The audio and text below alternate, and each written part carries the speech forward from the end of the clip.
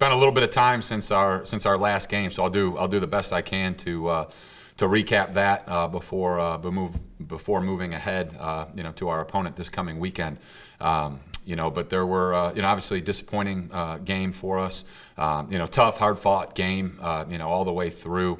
And unfortunately, came up on the short side of it. But I do think there were a lot of really good things, especially from our offense. I thought our offense played a solid game. Played a consistent game. We're able to put a lot of touchdowns up on the board.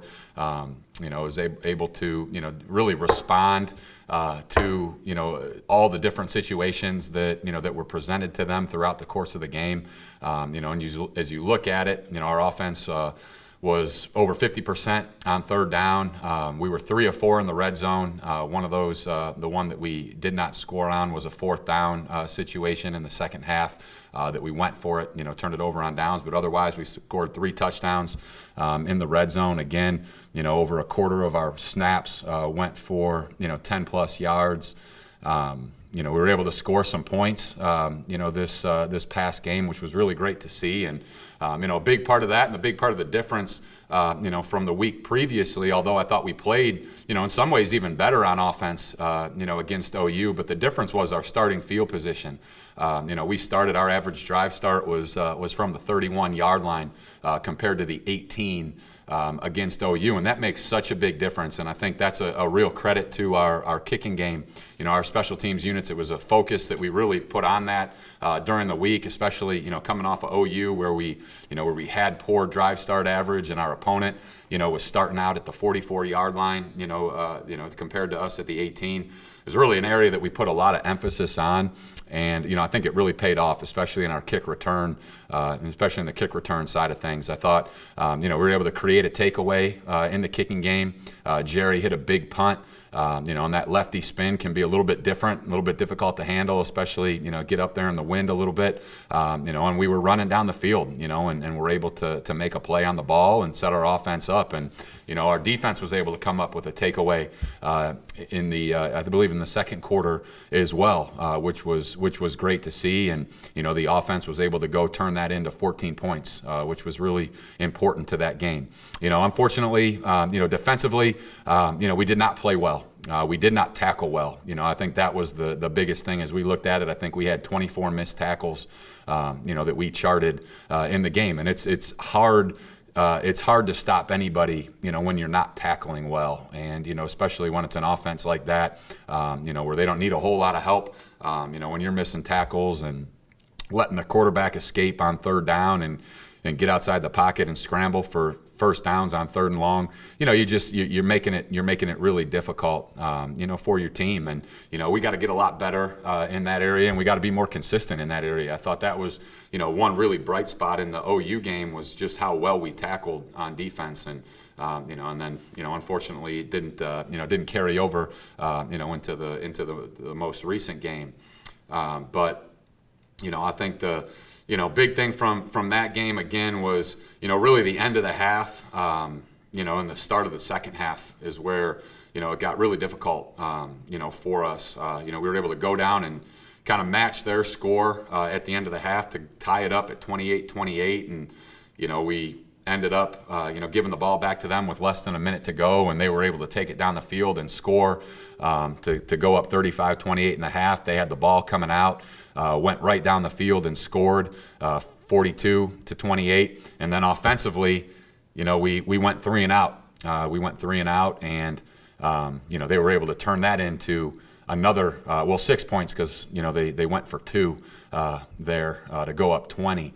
But all that being said, our offense responded. They responded really well, put a great drive together. That was the drive that we ended up turning it over on downs inside our opponent's 15-yard line.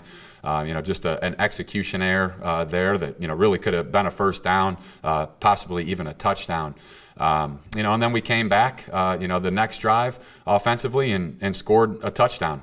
And as you look at it, I thought our offense played pretty well and was pretty consistent throughout the night. Aside from the 2 turnovers, which we really got to clean up, we scored on, basically half the possessions that we had. The difference between the first half and the second half was we only had 4 possessions. In the second half, and that's tough. And playing a game like that against a team like that, you don't want to get into a shootout. That's kind of what they're built for. And you get in a scoring battle. Shoot, it felt like the Arena League. I had played in the Arena League, for a year, and it's like, swear when you're on offense, you feel like if you go a possession without scoring, it's going to be tough to get the win. And I sure felt like that. Last week, and we just got to be better. We got to be better on defense, and we got to get stops. We got to tackle. We got to be able to keep the quarterback in the pocket, and we got to be able to cover down the field. And we didn't do as good of a job of that. And we've spent the last few days during the bye week really working on a lot of those things, and coming up with some answers to try to help our team put ourselves in a better situation. In those situations, and I think we're starting to certainly felt it at practice. Had a great week. Our bye week. The 3 days there between yesterday and our last game, where we really had an outstanding week of practice. It was so competitive, and really challenged each other. To really sharpen up our team, and I think we did a good job of that, and we're excited for the opportunity this week. Miami's obviously a very good football team, and they present a lot of challenges. They're a big physical team, and we got to be able to match that intensity. And they're a team that that really wants to run the football on offense. They take a lot of shots, so we got to be prepared to defend that. And defensively, they're gonna kind of load up the box on you, and and I'm sure they will for us. We've had some success running the football. I'm sure they'll try to take that away and make us throw it to beat them. So we're gonna have to make sure we have a great plan and be able to to match that intensity, that physicality, and that they bring. And we got to take care of the football, and we got to tackle people. And I think if we can do those things, I think we'll put ourselves in great position. Go ahead, guys. Fire away. The constant theme I hear in your opening remarks is lack of tackling against Kent. And I know you're a no excuses guy, but how much has the way the season, the off season, and everything unfolded contributed to the problems tackling, and that points to probably troubles on a limited basis with fundamentals? How much does that play into it? We're all in relatively the same position in terms of the amount of practices that we've had, and maybe some of us got some spring ball in. We obviously didn't. Maybe some other teams did. I don't really know that, but we're all relatively in the same position. So like I told our team today, listen, we're 3 games in. And, we could say, we could talk all we want about, we came out of training camp and it was like we just finished spring ball. We could talk all about all the freshmen that we have playing for us. We could talk about all the new players, that we have in our program, that this is really their first time, going through it. And, but it's all excuses, and nobody's got any interest in that. And, and they're no longer relevant. We've got 3 games under our belt. And, it's time for us to, really start playing at a more consistent level. And I think that's been, that was the challenge, to our team after practice today. Though we had a great practice, it's, we talked about that. We talked about that consistency. And, we talked about when we finished this game, last season, I remember in our locker room, and I think all our players do too, we talked about what it takes to, to be successful at this level. And it's doing things the right way, and it's doing them consistently. And, we're at that point now where, that's what we've got to be able to do. And I think in some aspects, I think we've done that. I think we've really, kind of shown a consistent, level, of improvement. But, the frustrating part is, hey, you can go and you can play, really well on defense, against OU, and then, come back and, tackle really well in that game, and then come back and not tackle well, a week later. And, that's the areas, where we got to take care of things. And, the same thing offensively. Like, you got to stop turning the ball over. We got to protect the football. And, that's a big, challenge that we've issued to our team. And, a big goal of mine, personally, it's like, okay, like we're kind of into the second half of our season now. And, a big goal that I have personally is that we finish this season positive in the turnover margin. And, it's really simple things, offensively. It's, making great decisions, being just, slightly in that area. We're just going to put ourselves in a much better position. You can take, the first 3 games of the year and you just take away the turnovers, that we committed, and, it's a different feel. And that's an area where, we have to grow, from an offensive standpoint is taking care of the football, and from a defensive standpoint, it's just, we gotta tackle really well. Do you think they have any advantage having had that one game canceled and had all this off time?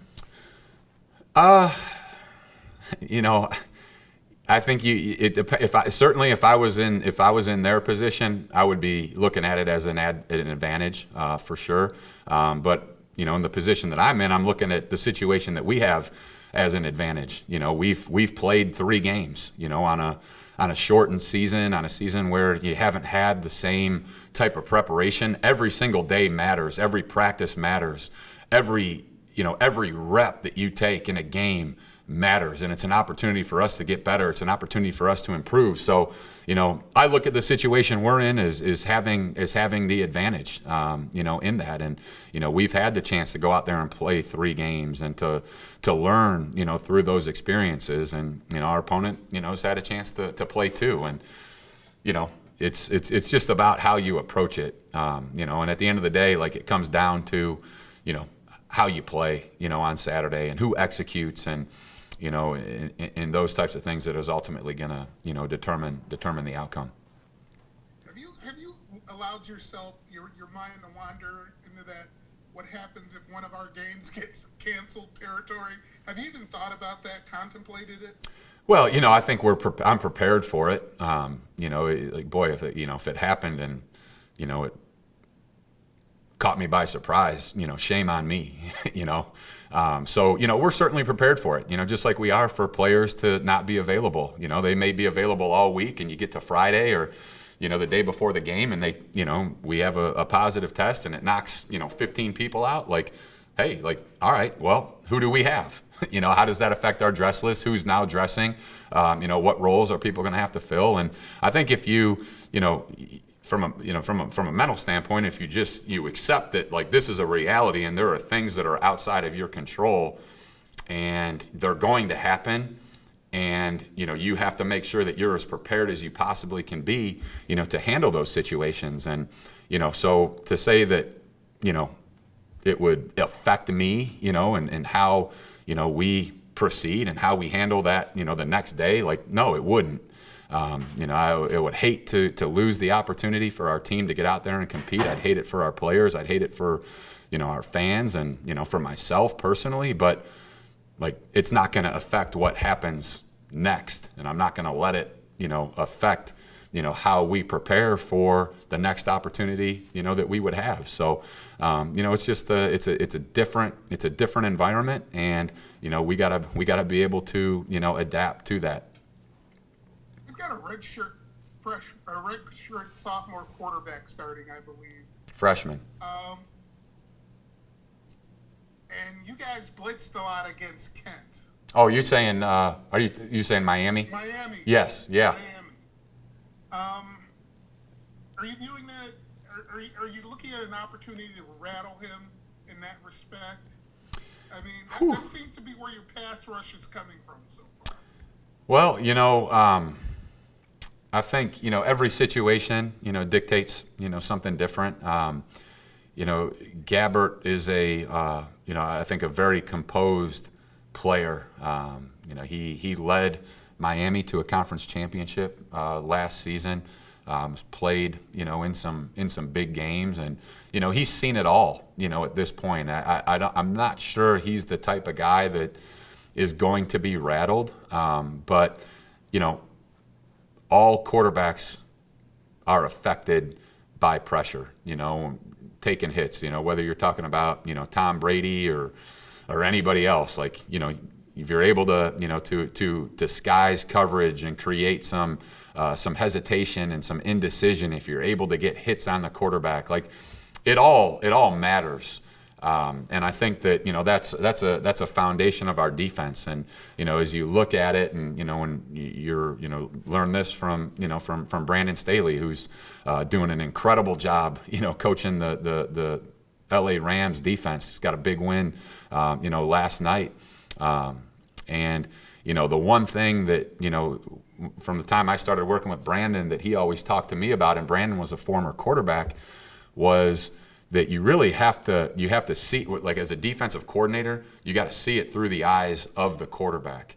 And I think that's something that has certainly permeated our program. And Coach Feeney, our defensive coordinator, played for Brandon and then worked for him for a number of years and learned defensive football from Coach Staley. And that's like one of the foundations of who we are. So every game plan that we put together is with the mindset of how can we affect the guy with the ball in his hands every single play.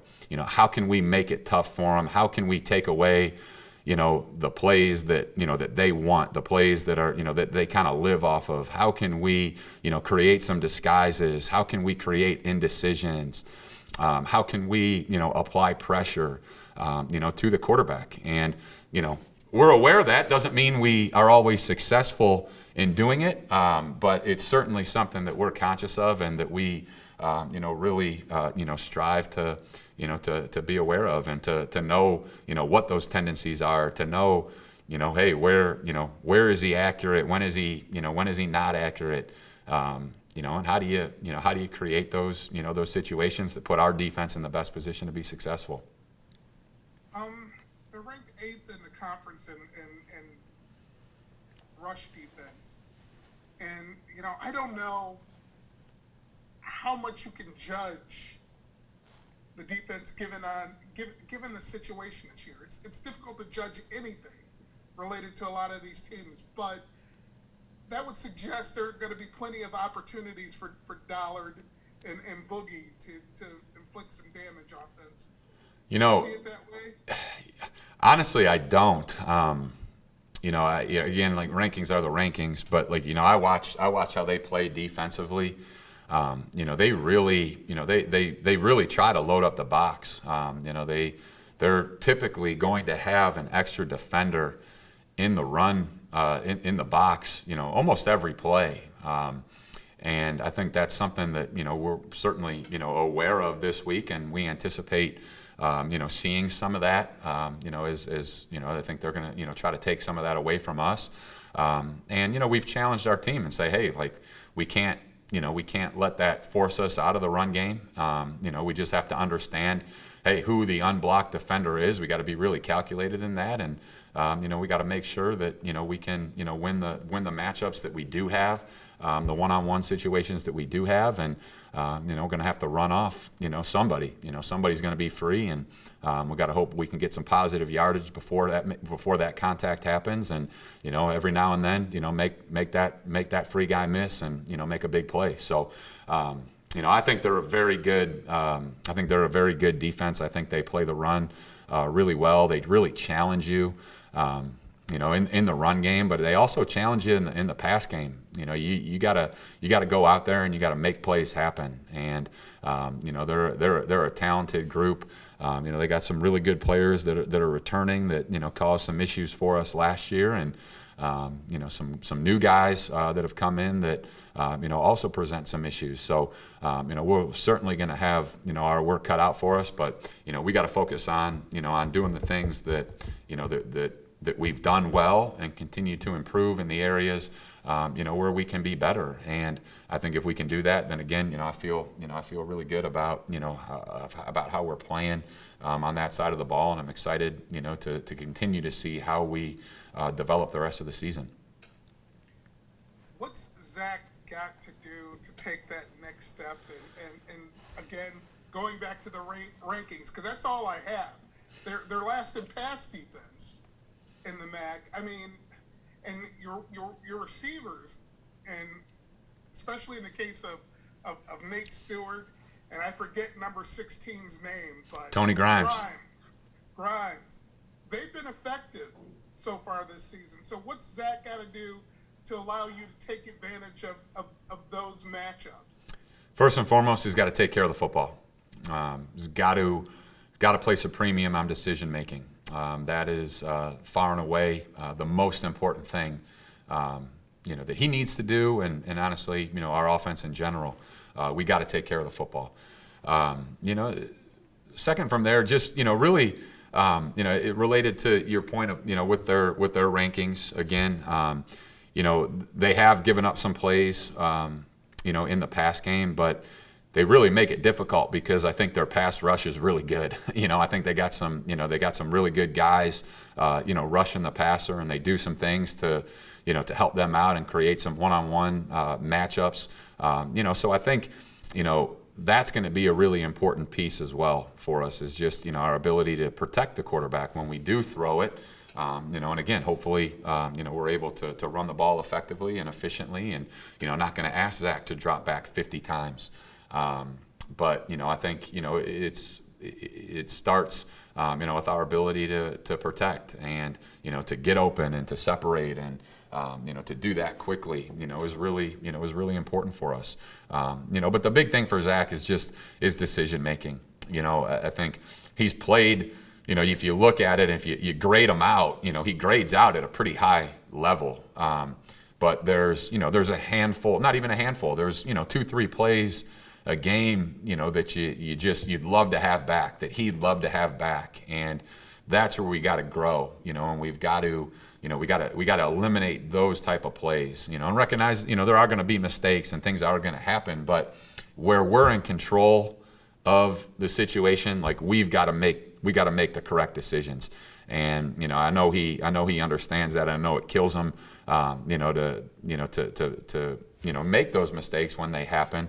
But I have been really proud of the way he's handled it.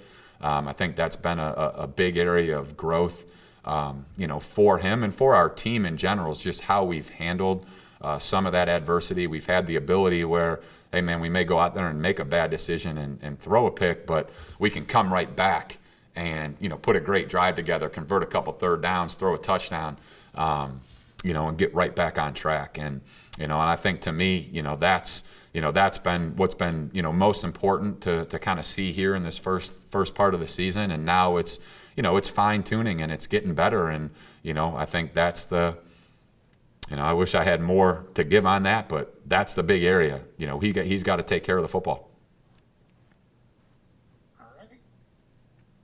Yeah, you had a lot of players, Coach, that played in their first Akron-Kent wagon wheel. Did you get some feedback from them about the intensity of the rivalry?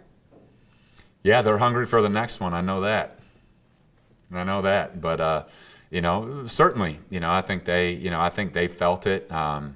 It's a great feeling, to be a part of games like that, and just the energy in the week leading up to it, the energy in the locker room, the energy, out there on the field, and in that battle, in that back and forth, and some things didn't go our way, and we had a couple things go our way, and it was a tight game, and you feel that energy, and I think it was really, it was great for for our team to be able to have a taste of that. And like you said, there were a lot of guys that was their first time. And I feel bad for them because there were no fans. That was such a great environment last year for us.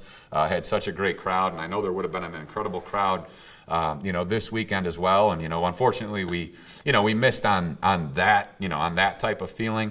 But I think our guys, certainly, understand what that rivalry is all about, and are very hungry, for the next opportunity to go out there and compete for the wagon wheel.